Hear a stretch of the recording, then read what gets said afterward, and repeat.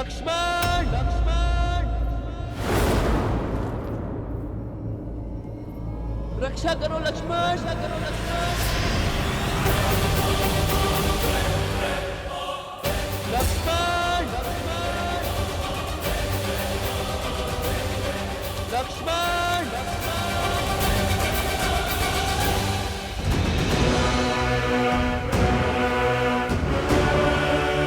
निश्चित ही ये कोई मायावी है।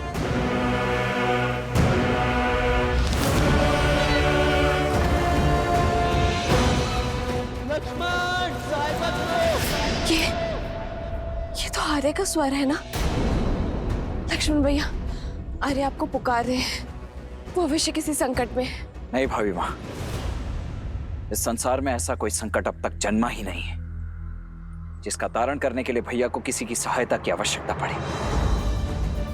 इस समय हमें सतर्कता का हाथ थामना होगा भाभी माँ, भय का नहीं। आप निश्चिंत हो जाइए और भीतर कुटिया में जाइए।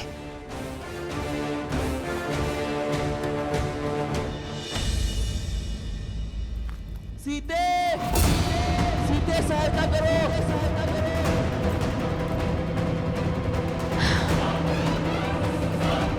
हे महादेव, मेरे आर्य संकट में है। कितनी पीड़ा में चित्कार रहे हैं वो।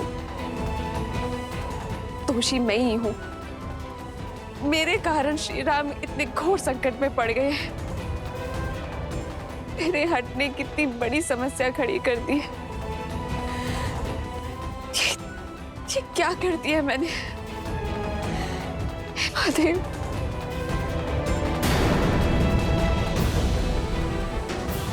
लक्ष्मण भैया, आप अब तक यही है, जाइए उनकी सहायता करिए।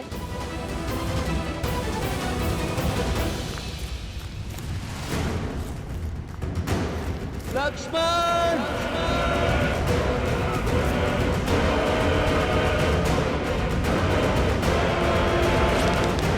तुम्हें इस छल का मूल्य चुकाना ही होगा मायावी। लक्ष्मण भैया जाइए। भाभी माँ शांत शांत शांत हो जाइए। 14 सहस्त्र राक्षसों का सामना अकेले करने वाले मेरे भैया राम क्या एक तुच्छ मायावी के छल और बल में फंस जाएंगे भाभी माँ? नहीं भाभी माँ, कदापि नहीं। किंतु उनकी करुण पुकार मेरे हृदय को भेद रही है। कुछ अनिष्ट ना हो जाए लक्ष्मण भैया। जाइए लक्ष्मण भैया, उन्हें आपकी आवश्यकता है। जाइए भैया। भाभी माँ, भैया ने मुझे यहाँ आपके साथ रहने की आज्ञा दी है। मैं कैसे? तुम्हारी भाभी उनके पास जाकर उनकी सहायता करने का आदेश दे रही है। तो भाभी माँ, मेरा यहाँ रहकर आपकी सुरक्षा करना ही मेरा परम धर्म और कर्तव्य है। मैं ये कैसे लांघ सकता हूँ? और आपका धर्म ये भी है कि आप अपनी भाभी, अपने बड़े भाई की पत्नी का आदेश माने।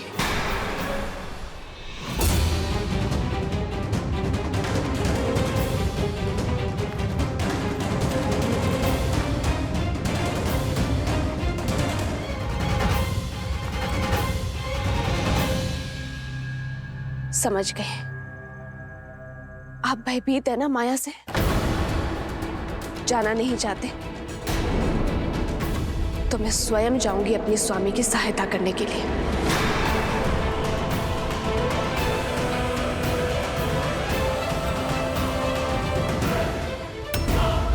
रुक जाइए भाभी माँ, रुक जाइए। अरे दया कीजिए। देखिए भाभी माँ, ये मैं भी समझ रहा हूं कि ये सब एक माया मात्र ही है, परंतु क्षण भर के लिए विचार करके देखिए। खर दूषण समेत 14 सहस्त्र मायावियों का सामना अकेले करने वाले मेरे भैया राम क्या एक मायावी का सामना नहीं कर पाएंगे? और फिर भैया को दिए हुए वचन से मैं बंधा हुआ हूं भाभी माँ। और मैं श्री राम से, जिनमें मेरे अस्तित्व है, जिनमें मेरे प्राण बसते हैं, और यदि वही ना रहे तो मैं इन प्राणों का क्या करूंगी? मैं भी इन प्राणों को त्याग दूंगी। भाभी माँ रुकिए, रुक जाइए। ठीक है,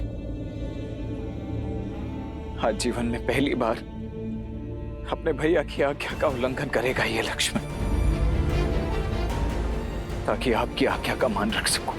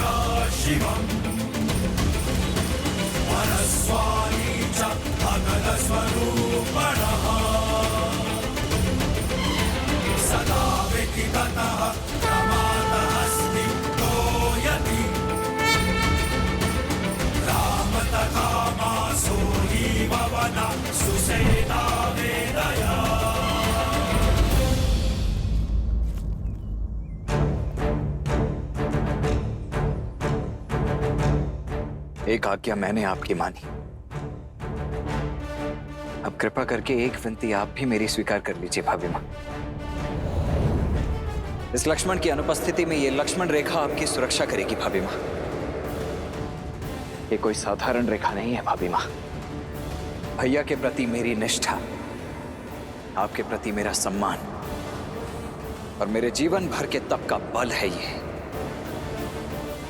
जो कोई भी बुरी मंशा से इस रेखा को पार करने का दुस्साहस करेगा, वो जलकर भस्म हो जाएगा। इसीलिए चाहे कुछ भी हो जाए भाभी मां, आप इस लक्ष्मण रेखा को नहीं लांघेंगी। मुझे वचन दीजिए। अवश्य लक्ष्मण भैया। तुझ मनुष्य के तुझ स्वांग जिस लंकेश को त्रिदेवों के सीमा रेखा न रोक पाई, उसे ये रेखा क्या रोक पाएगी?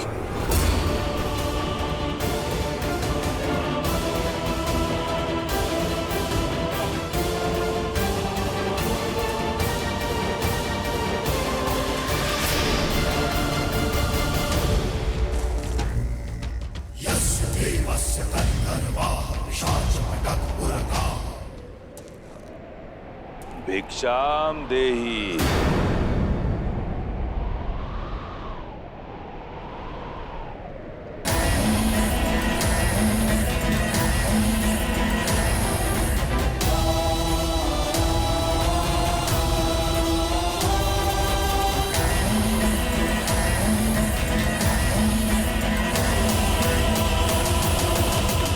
प्रणाम ऋषिवर। राम के शौर्य की ख्याति और आपके तेज की महिमा इस वन से फैली और मुझे यहां खींच कर ले आई। ऋषि सुतीक्ष्ण जैसे अनेकों संत संसार भर में राम का गुणगान कर रहे हैं, तो दर्शन करने चला आया। श्री राम तो किसी कार्यवश वन के भीतर गए हैं। आप आदेश करिए, क्या सेवा कर सकती हूँ मैं आपकी? बड़ी दूर से आया हूं, भूखा हूं और थका भी। यदि भोजन के साथ विश्राम के लिए स्थान मिल जाए तो बड़ा आभार होगा देवी। अवश्य, आप यहीं रुकिए, मैं भोजन लेकर आती हूँ। मैंने कहा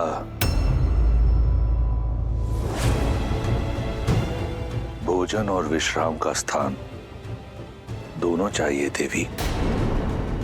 क्या आप एक थके अतिथि को अंदर आने का निमंत्रण नहीं देंगी?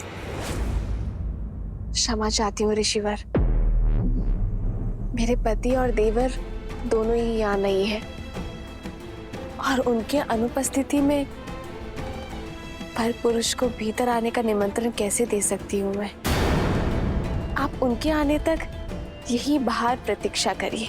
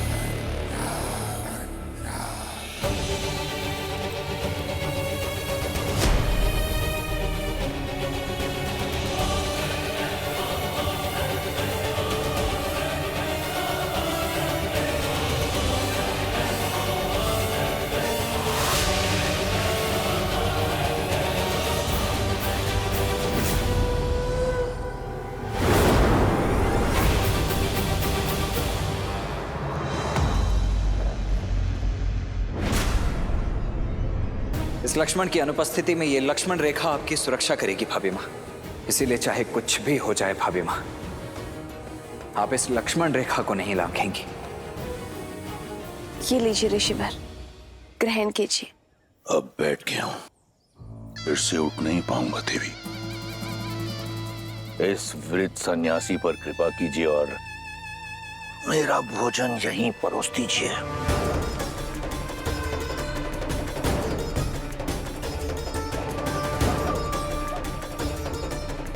क्षमा चाहती हूँ ऋषिवर, पर मैं वचन की डोर से बंधी हूँ, ये रेखा नहीं लांघ सकती।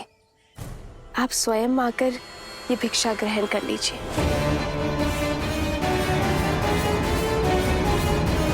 भैया, भैया, भैया कहाँ हैं आप?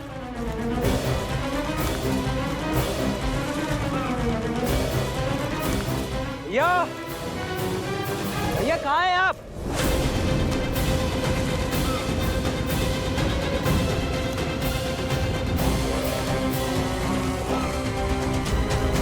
भैया,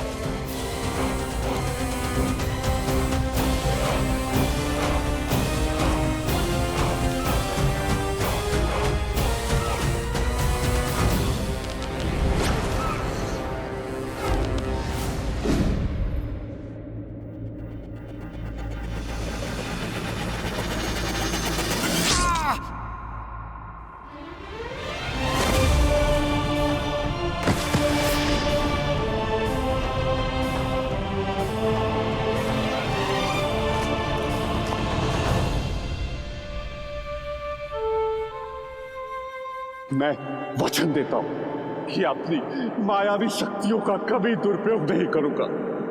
मारीच, अवसर का लाभ नहीं उठाया तुमने, फिर से पाप के मार्ग को चुन लिया। समारा,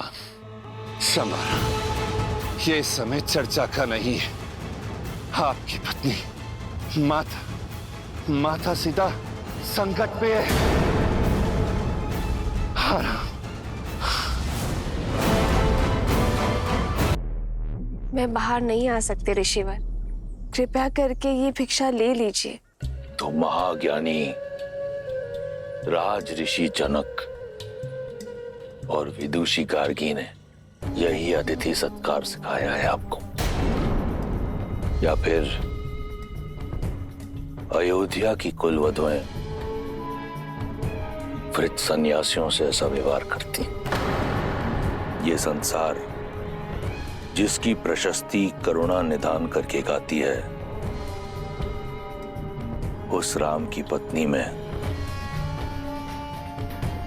तनिक करुणा नहीं, केवल दो पग चलने के कष्ट से मुक्ति पाने के लिए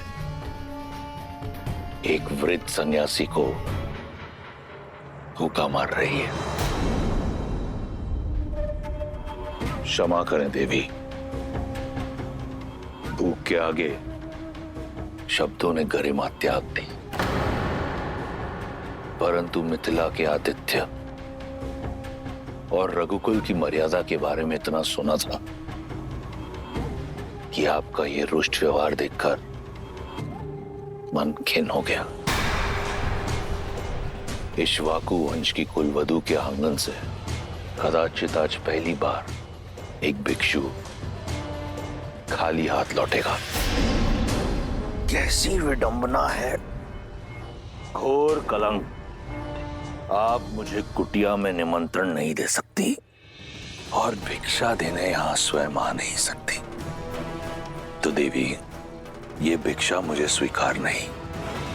ऐसा नहीं है ऋषिवर, ना तो मैं मिथिला का सत्कार भूली हूँ और ना ही रघुकुल की रीत, किंतु वचनबद्ध हूँ, मैं बाहर नहीं आ सकती ऋषिवर।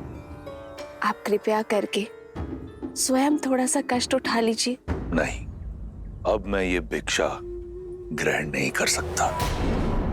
भिक्षा के लिए गृहस्थ संकल्प लेता है और संकल्प लिया जाता है विश्वास से,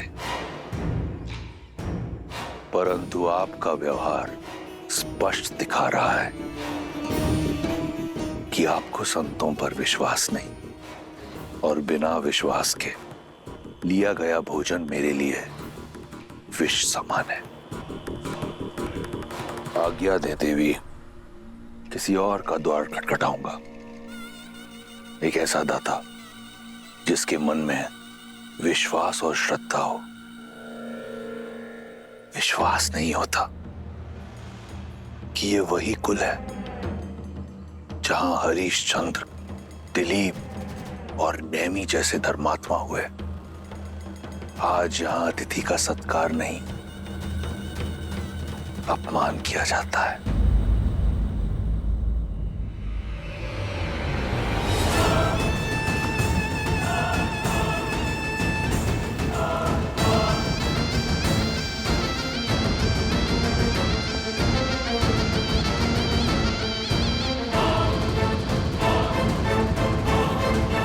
रुकिए ऋषिवर।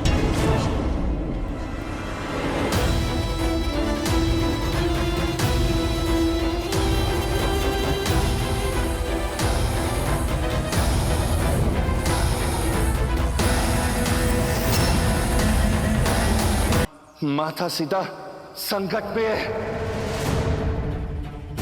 सीते! भैया, भैया, भैया, भैया, आप ठीक तो है? वो लक्ष्मण, वो स्वर्ण मृग, वो मारीच था। मारीच? लक्ष्मण, तुम सीता को अकेले छोड़कर क्यों आ गए? तुम्हें तो सीता के पास होना चाहिए था ना। उत्तर तो लक्ष्मण। भैया, वो आपकी करुण पुकार सुनकर भाभी माँ व्यथित हो गई थी। सीते! मैंने उन्हें समझाने का प्रयास अवश्य किया था, किंतु उन्होंने मुझे विवश कर दिया यहाँ आने के लिए। मैं मिथिला की पुत्री हूँ, अयोध्या की कुलवधू हूँ, रघुनंदन श्री राम की धर्मपत्नी हूँ, और मैं अपनी कुल की रीति पर आघात नहीं होने दूंगी। चाहे कुछ भी हो जाए भाभी माँ, आप इस लक्ष्मण रेखा को नहीं लांघेंगी। लक्ष्मण भैया, मुझे क्षमा करना। ये वचन आपकी भाभी नहीं, अयोध्या की कुलवधू को तोड़ना पड़ रहा है, क्योंकि वो द्वार पे खड़े भूखे ऋषि को खाली हाथ नहीं भेज सकती।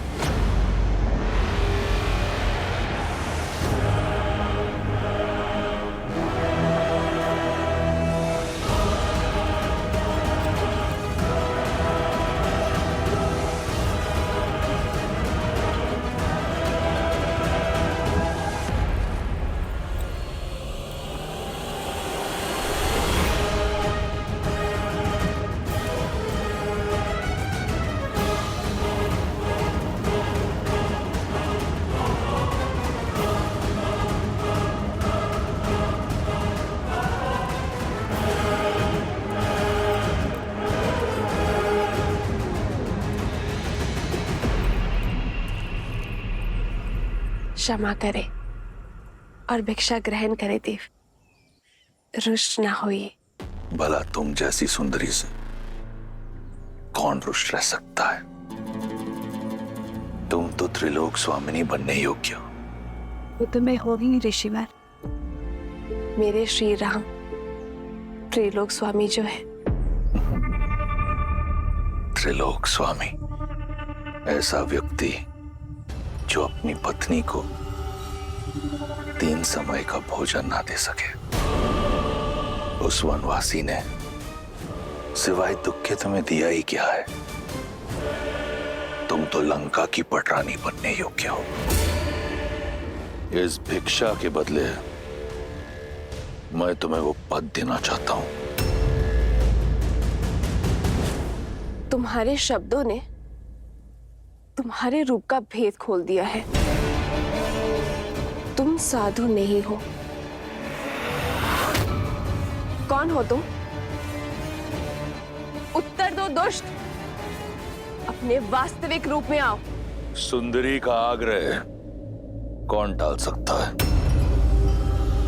ये है मेरा असली रूप। राक्षस हूं मैं।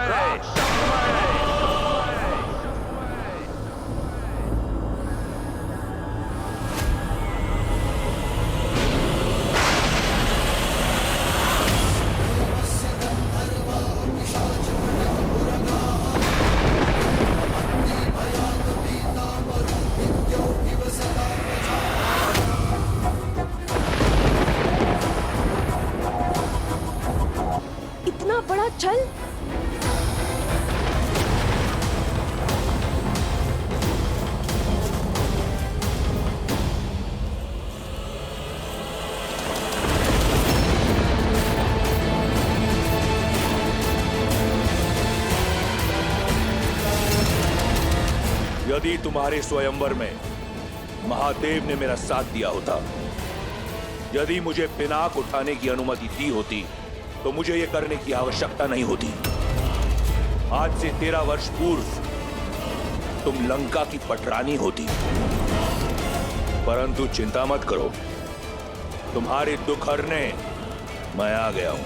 मौन रहो पापी। कुछ पल के लिए ही सही साधु के रूप में थे, उसका सम्मान करके तुम्हें एक अवसर दे रही हूँ। मेरे श्री राम के आने से पूर्व लौट जाओ, अन्यथा क्या कर लेगा राम? वही जो 14,000 राक्षसों के साथ किया था। उन राक्षसों और रावण में बहुत अंतर है सीता। सहस्त्रों वर्षों से अनगिनत वीरों से युद्ध किया है मैंने। अगर तुम्हारा राम एक वीर है तो उसे वीरगति प्राप्त होगी, अन्यथा रावण के हाथों एक नीरव बालक की हत्या होगी। अब चाहे जो भी हो, सीता केवल रावण की है, रावण की। हो तो तुम राक्षसी ना, गर्व और अभिमान में मत। यदि अपने प्राणों की रक्षा करना चाहते हो तो चले जाओ यहाँ से। जितनी सुंदर हो उतनी ही भोली भी। जो लौट रहा था वो एक भिक्षु था। जो तुम्हारे समक्ष खड़ा है वो लंकेश है, जिसका इस संसार की हर सुंदर वस्तु पर आधिपत्य है। और आज इस ब्रह्मांड सुंदरी सीता पर भी केवल मेरा अधिकार होगा।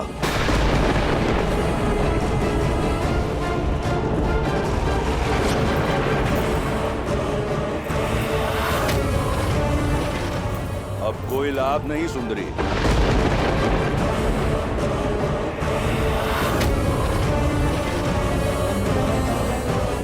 मर्यादा की सीमा रेखा का नियम है, एक बार लांघ दी तो पुनः लौटा नहीं जाता। अब ना तो ये लक्ष्मण रेखा और ना तुम्हारा राम, कोई तुम्हारी रक्षा नहीं कर सकता।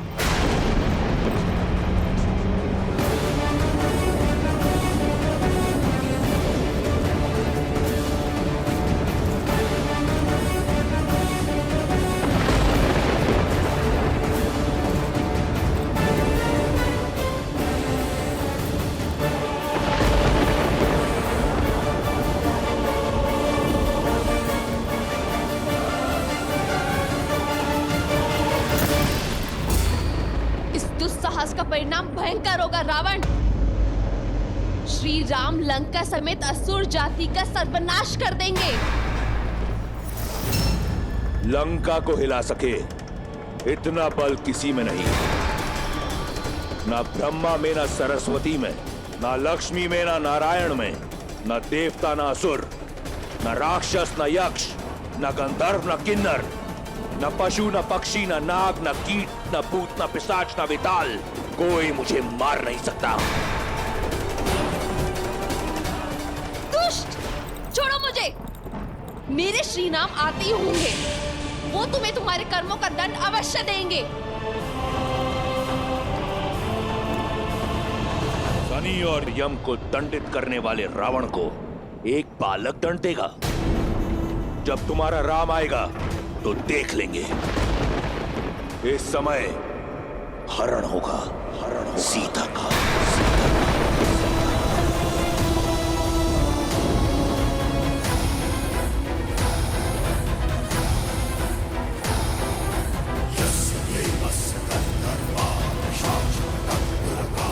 श्री राम, सहायता कीजिए आर्या।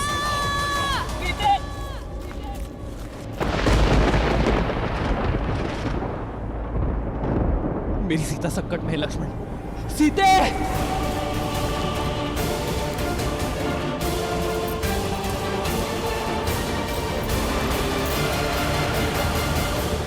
रावण का ये अपराध अक्षम्य है, जिसे युगों युगों तक भुलाया नहीं जा सकता।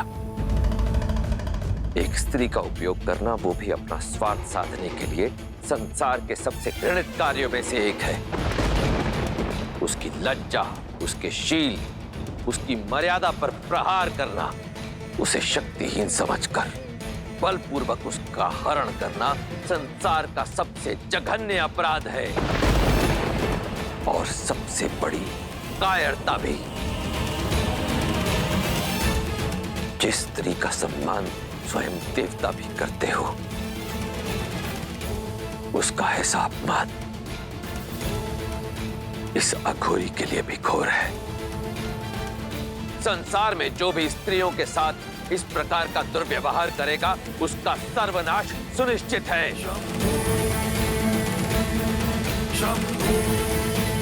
आज अपने इस जघन्य अपराध से रावण ने अपना अंत स्वयं लिख दिया है।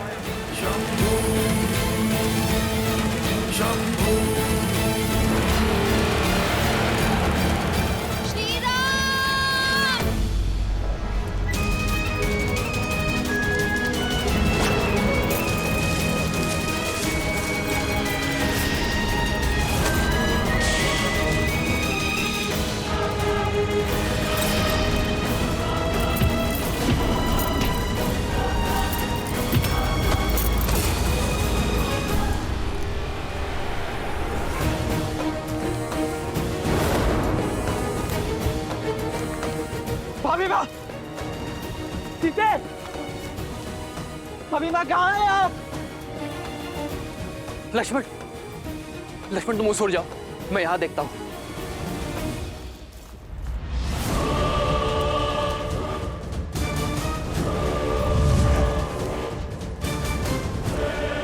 बस इतना ही बल है, और चीखो और चिल्लाओ।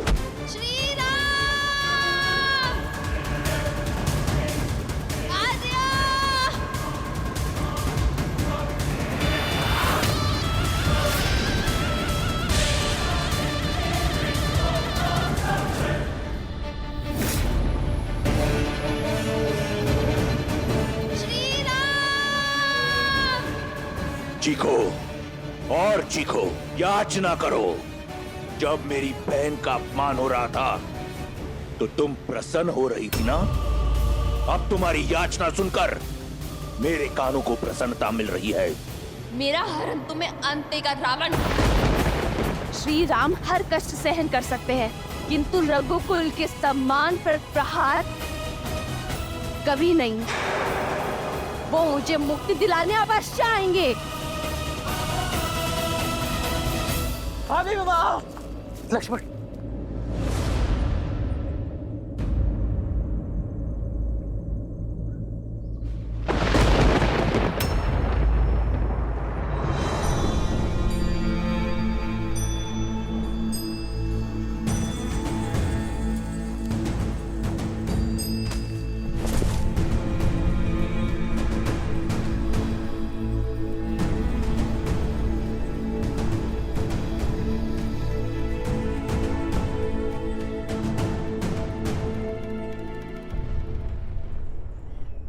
सीते, सीते, सीते, सीते,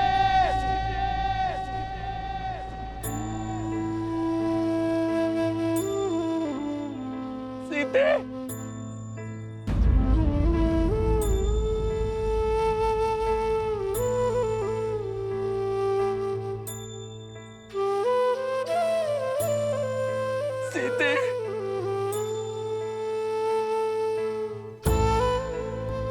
सीते,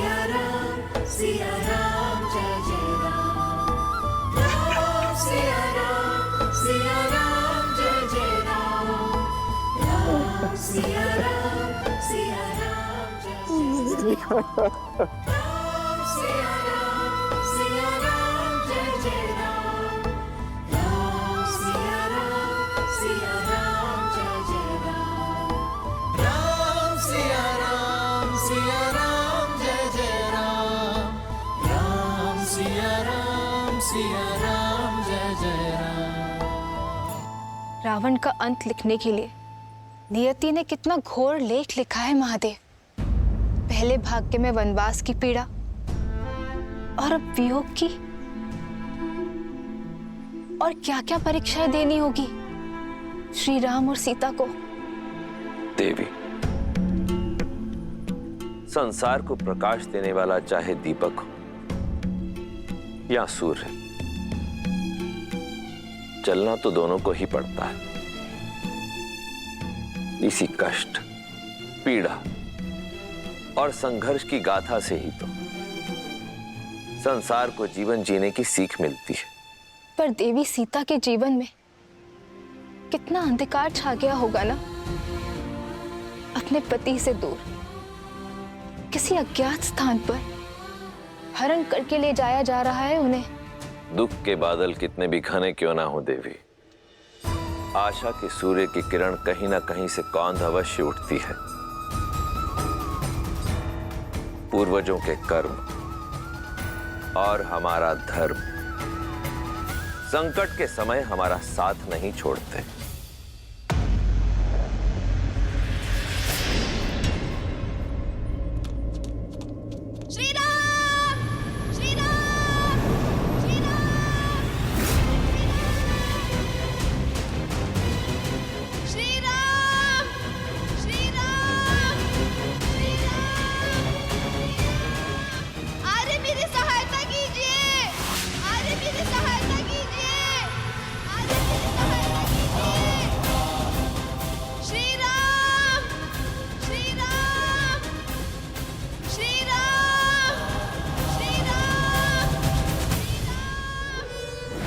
जिस रावण के भय से संपूर्ण देवलोक कांपता है, उसके बंधन से मुक्त करने ना तो तुम्हारा राम आएगा और ना ही कोई और।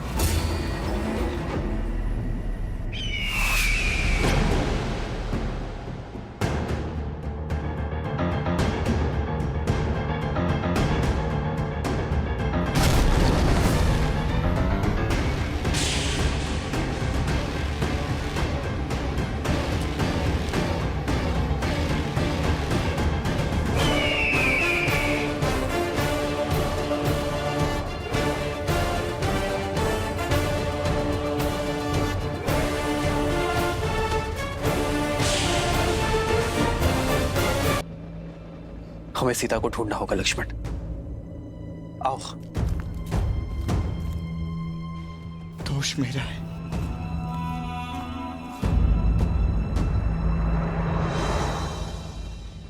लक्ष्मण, मेरे कारण ये अनर्थ हुआ।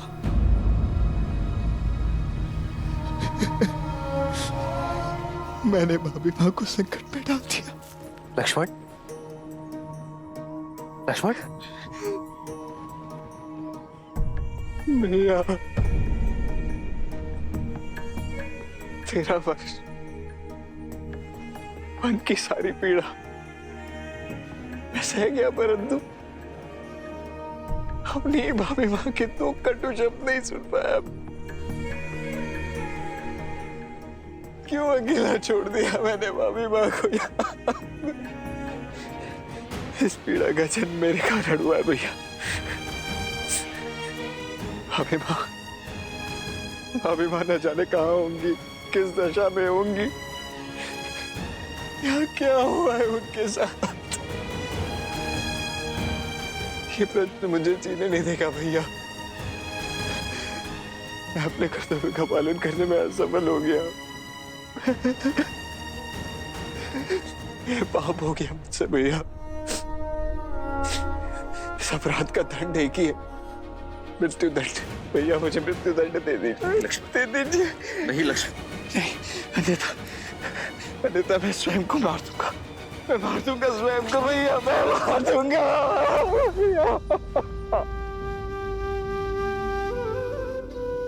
नहीं लक्ष्मण,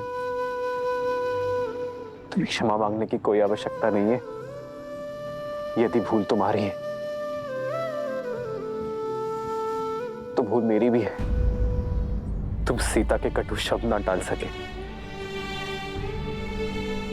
और मैं उसका आग्रह और भूल का प्रायश्चित होता है सुधार। लक्ष्मण, मेरी ओर देखो लक्ष्मण, हमें सीता को ढूंढना होगा। मैंने माता को वचन दिया था लक्ष्मण कि मेरी सीता को प्रसन्न मुख वापस लाऊंगा। हमें अपना एक कर्तव्य निभाना होगा लक्ष्मण, और इस दायित्व में मुझे मेरे भाई की सबसे अधिक आवश्यकता होगी।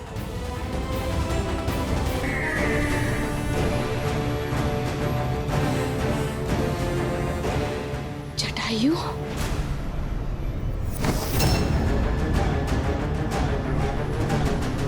मार्ग छोड़ो दुस्साहसी पक्षी।